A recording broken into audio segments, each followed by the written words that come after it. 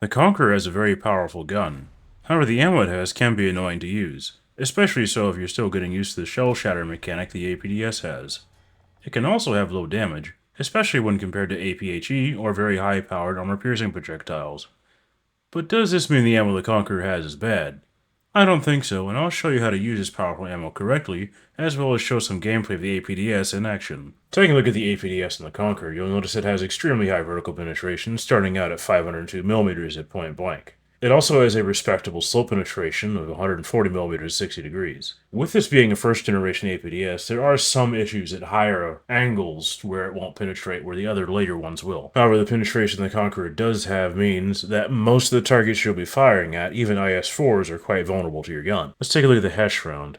The HEsh round has 152mm across the board. I don't particularly find HEsh shells useful anymore due to the fact that their fragmentation is to the normal of the plates. It makes this a very difficult round to use effectively. One thing about the Conqueror is that it has a pretty slow reload, with 15 seconds with an ace crew and close to 20 seconds on a stock crew. So, with that in mind, there are a couple issues with the APDS round. The first one being, because it's the first generation APDS, it has the ability to shatter as shown here. The other thing is that it doesn't do that great of damage. However, you'll find, if you do quick comparisons between solid shot and APDS, the damage that they do isn't that different. I'll show you here. Here's a shot from an M103 going against the turret of a T-54.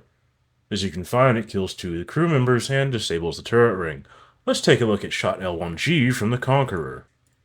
This shot does pretty much the same amount of damage, which is quite interesting. Armor piercing is usually seen as a more damaging round. Let's try a different shot. We're going to go for a side angle here. First, we'll do the M103.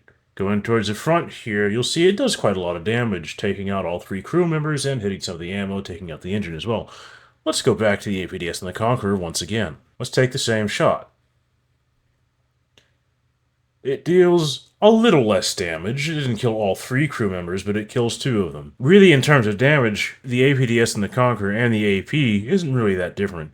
Sometimes you won't shot where the AP will. However, there's one thing this APDS is good at. Let's take a look at the IS-3. You'll find that the M103 doesn't actually penetrate the upper hull reliably on the IS-3. You can go for lower glacis, but this doesn't always go through either. Another thing about AP rounds is that they have ricochet chances starting at 50% at 60 degrees. This means that you'll have some issues with highly angled targets with AP where you wouldn't with the APDS and the Conqueror. Now once again, we'll go back to the Conqueror. L1G basically has no struggles with the upper front plate of the IS-3.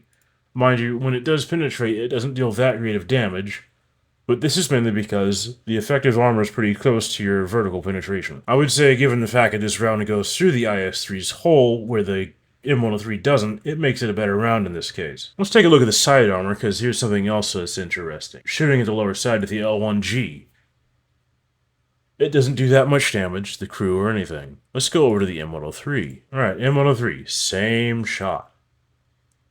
You kill 2 of the crew members and you hit some ammo. If you ask me, that's not that great of a damage issue. So, with that being said, there's a round I haven't included, and this will show potentially why some people complain about damage with solid shot and APDS rounds. Let's just go with the M48. I'm going to go with M82. Let's do M82 at the same place. As you can see, this armor-piercing high-explosive round kills every single crew member. Now, one thing about APHE is that it's unrealistically modeled. APHE in real life does not have a spherical damage pattern. This could potentially change in the future. I've talked about this in a video that I've made. As I mentioned earlier, another issue that you can come across with APDS rounds is shell shatter. Leopard 1's a pretty infamous example of that. It's not actually that highly armored, however, because it's spaced, you will have some issues with your APDS shattering. Unfortunately for us, the protection analysis does not show shell shattering. However, I'm pretty sure some of you at least have experienced this. How do you get around this? Well, with further knowledge of these types of tanks, you should really just be avoiding shooting spaced armor. Sometimes it's harder said than done.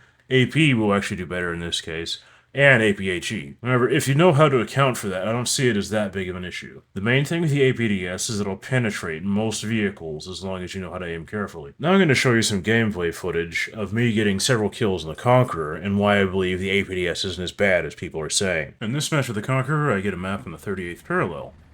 I'm going to defend the B cap here because I think this will be the best way to use my Conqueror. Getting close to the village here on the other side of the river, I'm going to defend the village through this corridor and hiding my lower front plate like this. Now I'm checking to see if anybody's coming through the village directly. I don't see anything yet. So I'm going to check the hill that's over to the left a bit.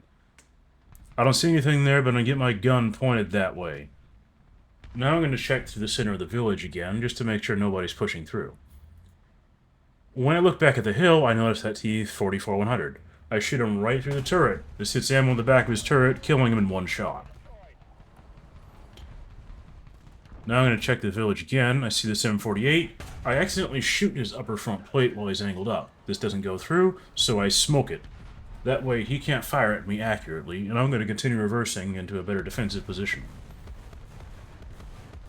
Later on, I see this IS-4 behind this tree. So I'm going to take a shot right at his front plate.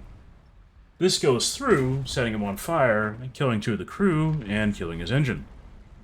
It's a pretty crippling blow, and allows me to reload again to finish him off. While I'm reloading, I'm going to try to see if I can get a good shot here. I shoot the left corner of his tank, killing him. It hits ammo, takes out a crew member, and does more damage to the engine. Now, this M48 is going to come back through the village again. I'm not sure if he doesn't know me there, but shooting his lower front plate, I kill him by killing the rest of his crew. I think that if he still had full crew, I would have killed him. This Raketen Jagdpanzer hits me, he gets killed, I get saved by my spaced armor and really thick turret armor. His ZSU-57-2 is full of ammo. Shoot him anywhere, especially in the turret, you're going to kill him like that. Now, over here, there's 2 IS-6s pushing the B-cap. I'm going to push out. I take a hit from the one on the right, but I one-shot the other one by hitting his ammo through the corner of the hole there. I'm going to reverse back so I can protect myself from any other tanks. So I'll wait for my reload to come out and I'll finish this IS-6 off. I'm pushing him, shoot him in the corner just like the last one. This kills him in one shot again. This delays their push to the B-cap.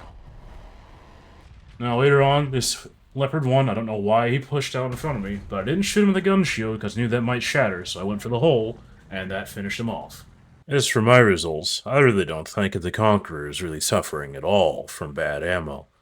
I think it's just a learning curve issue and going from hand-holding from APHE. Now if you want to see an interesting video where I compare the Conqueror with the M103, you can check out this video over here.